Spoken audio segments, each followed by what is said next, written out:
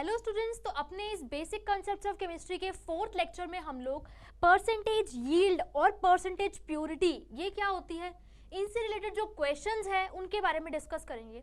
इनमें JEE mains में ज़्यादा नहीं पूछा जाता, लेकिन इन टॉपिक्स में जेई एडवांस से कई बार क्वेश्चंस पूछ लिए जाते हैं।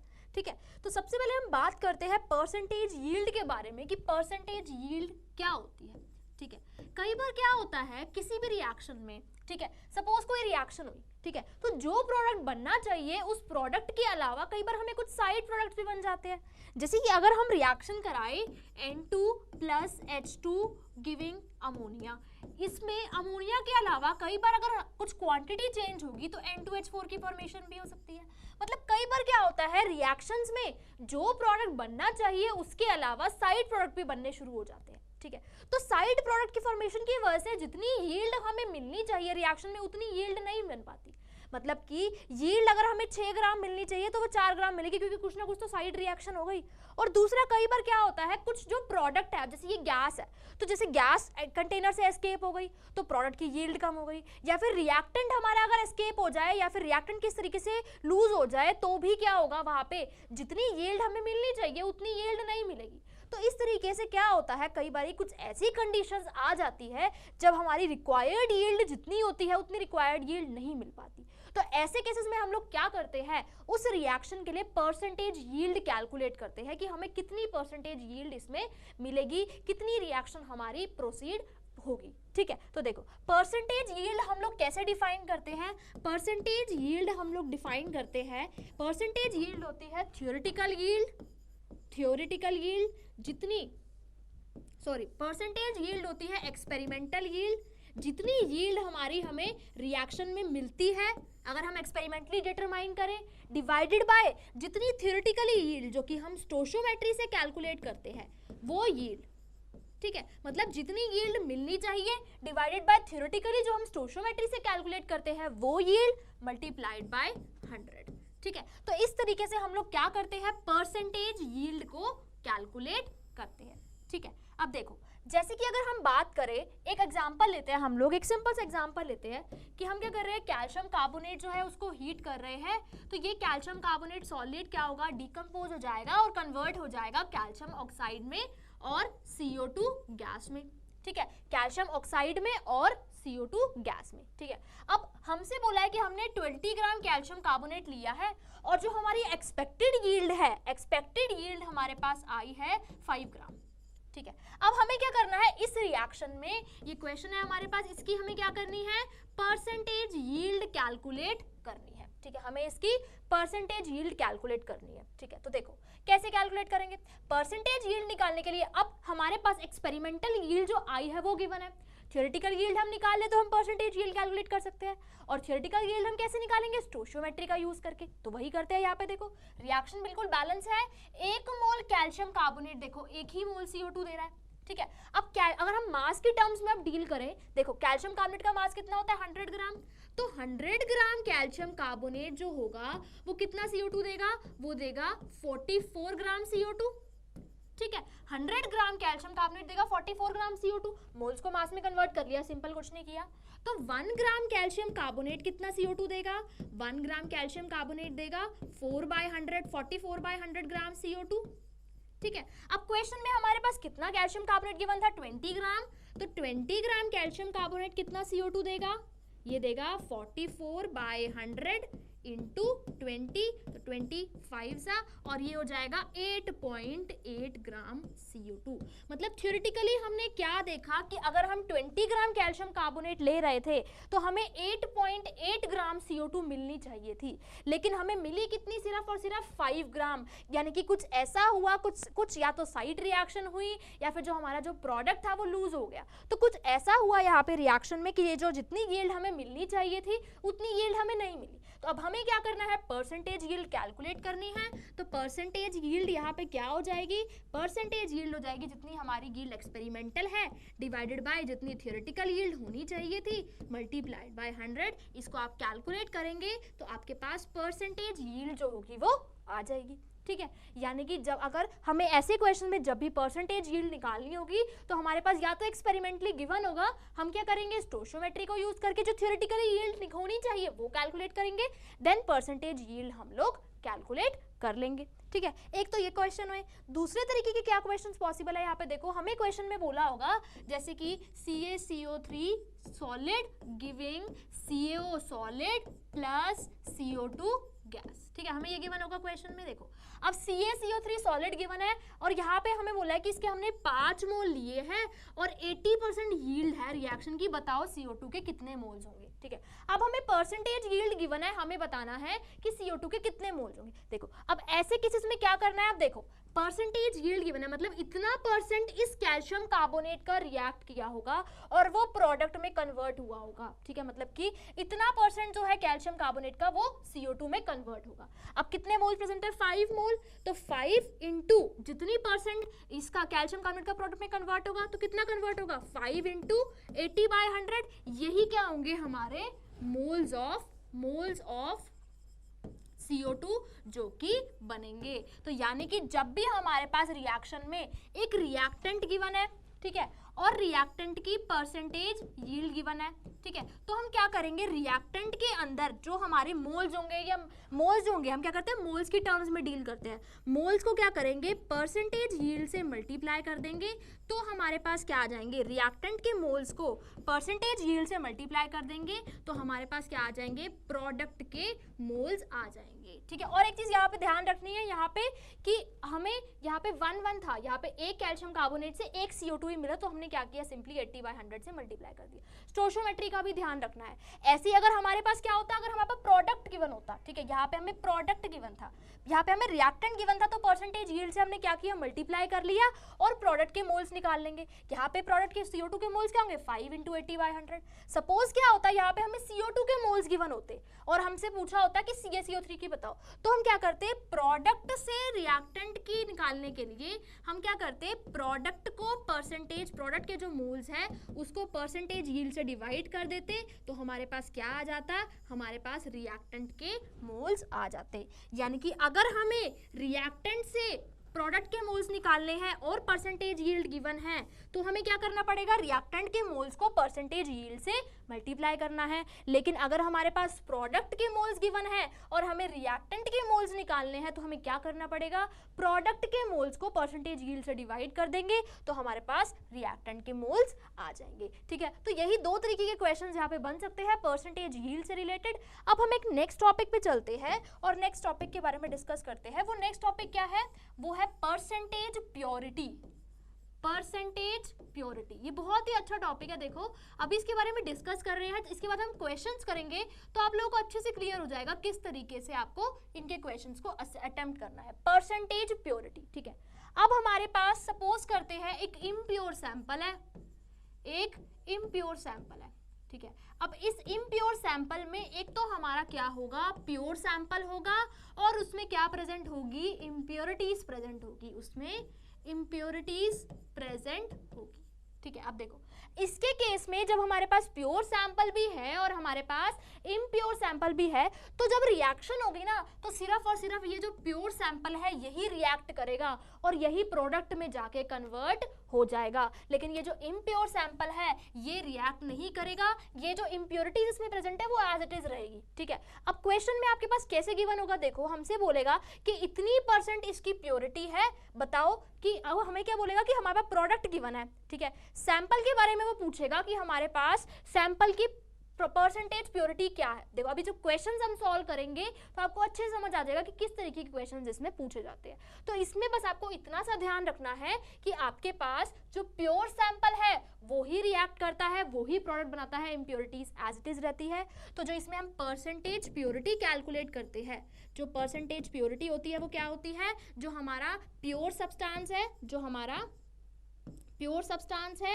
उसका mass divided by impure substance का मास इनटू में 100, ये क्या होती है परसेंटेज प्योरिटी। परसेंटेज प्योरिटी जितना प्योर सब्सटेंस है जो कि रिएक्ट कर रहा है डिवाइडेड बाय जो हमारे पास ओरिजिनल मास था उसका रिएक्टेंट का मल्टीप्लाइड बाय 100, ये हमारी क्या होती है परसेंटेज प्योरिटी।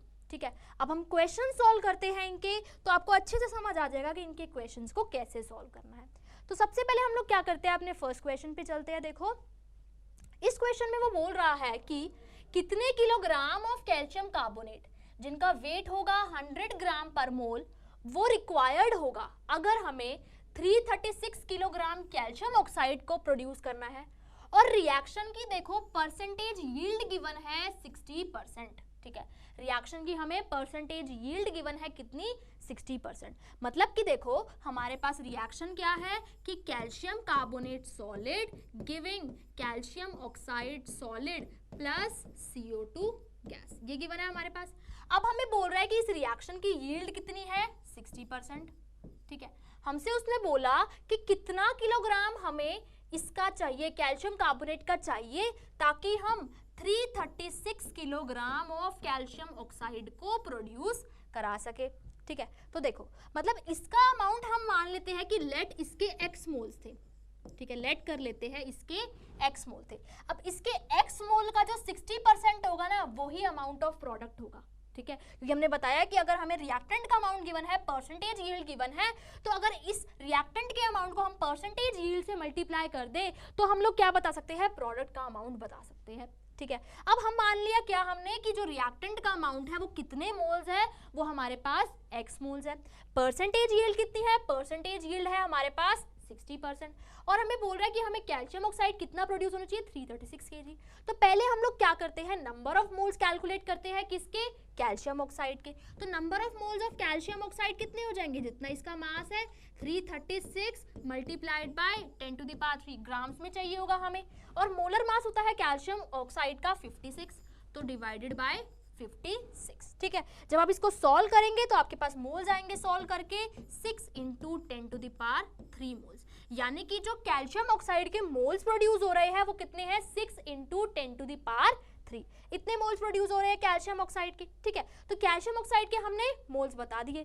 अब हमसे बोला है कि हमसे क्या बोला था कि कैल्शियम कार्बोनेट का बताओ हमने कितना किलोग्राम लिया होगा अगर 60% यील्ड है। तो अभी हमने परसेंटेज यील्ड के बारे में जब डिस्कस किया था तो हमने क्या देखा था कि जो अगर हम क्या करें, रिएक्टेंट के मोल्स कितने हैं, x, इसको हम 60% से मल्टीप्लाई कर दे, यानी कि 60/100 से मल्टीप्लाई कर दे, तो क्या आ जाएगा, तो आ जाएंगे हमारे पास प्रोडक्ट के मोल्स। अब प्रोडक्ट के मोल्स कितने हैं, 6 × 10⁻³ ठीक है, अब इसको सॉल्व कर लो, यहाँ पे ये क्या हो जाएगा, x की वैल्यू आएगी 10⁻⁴ मोल्स, x की वैल्यू आएगी 10⁻⁴ मोल्स, यानी कि कैल्शियम कार्बोनेट के जो मोल्स हमने लिए थे इतने मोल्स ने 60% रिएक्ट करके इतना कैल्शियम कार्बोनेट दिया।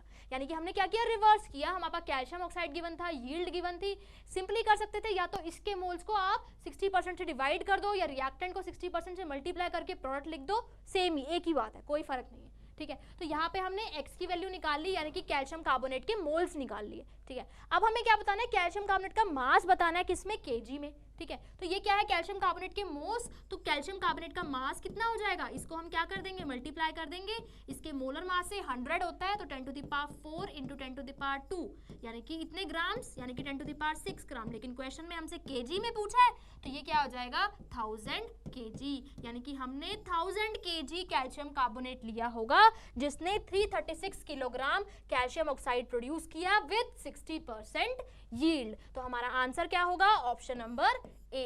ठीक है, तो इससे आपको परसेंटेज यील्ड के क्वेश्चंस किस तरीके से पूछे जा सकते हैं वो क्लियर हो गए होंगे। ठीक है, अब अपने नेक्स्ट क्वेश्चन पे चलते हैं। देखो ये क्वेश्चन बहुत ही अच्छा क्वेश्चन है और ये दो कॉन्सेप्ट्स को कवर अप कर रहा है, परसेंटेज प्योरिटी के कॉन्सेप्ट को भी कवर अप कर रहा है और परसेंटेज यील्ड के कॉन्सेप्ट को भी कवर अप कर रहा है। देखो बहुत ही अच्छा क्वेश्चन है ये।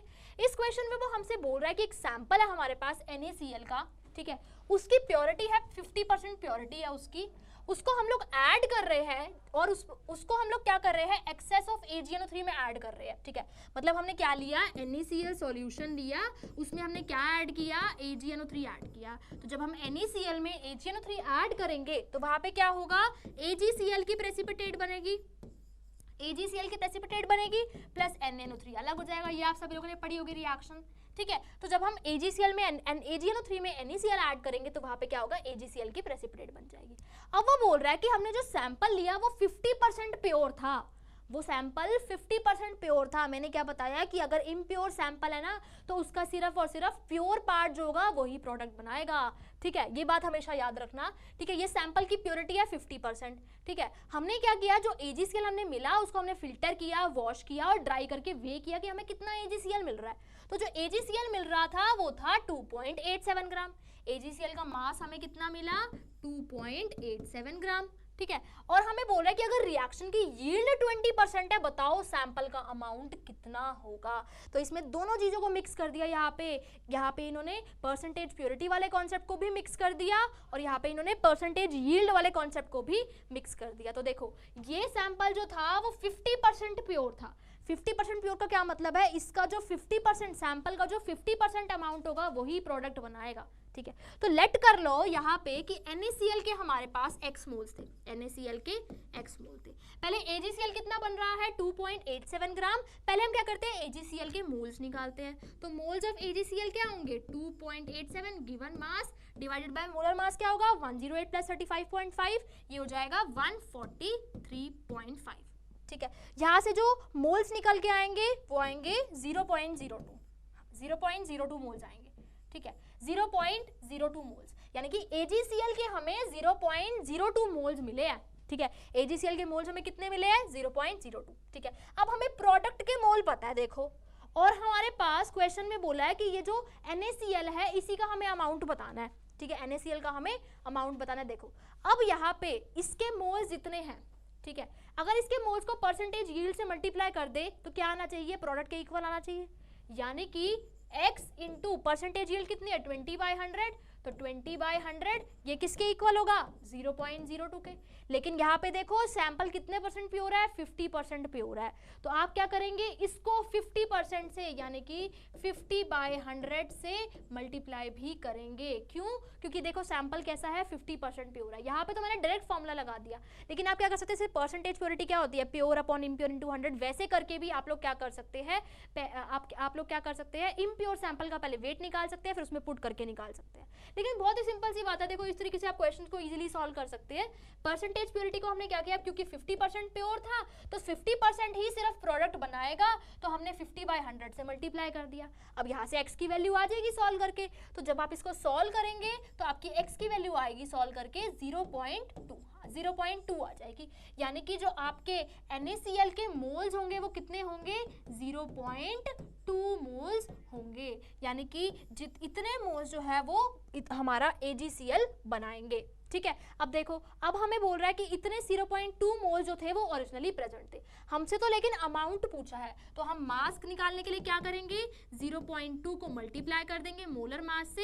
यानी कि NaCl का मास कितना होगा, 35.5 प्लस 23 यानी कि 58.5। ठीक है, तो जब आप इसको सॉल्व करेंगे तो आपका आंसर आएगा 11.7 ग्राम्स। ठीक है, तो देखो इस क्वेश्चन में दो कॉन्सेप्ट्स को एक ही साथ यूज किया गया था, परसेंटेज प्योरिटी वाले कॉन्सेप्ट को भी और परसेंटेज यील्ड वाले कॉन्सेप्ट को भी। आप फॉर्मूला लगा के भी निकाल सकते हैं कि परसेंटेज प्योरिटी होती है प्योर अपॉन इम्प्योर इंटू 100, उससे भी आप लोग इसको सॉल्व कर सकते हैं। लेकिन ये एक सिंपलर मेथड था जो मैंने आपसे डिस्कस किया है।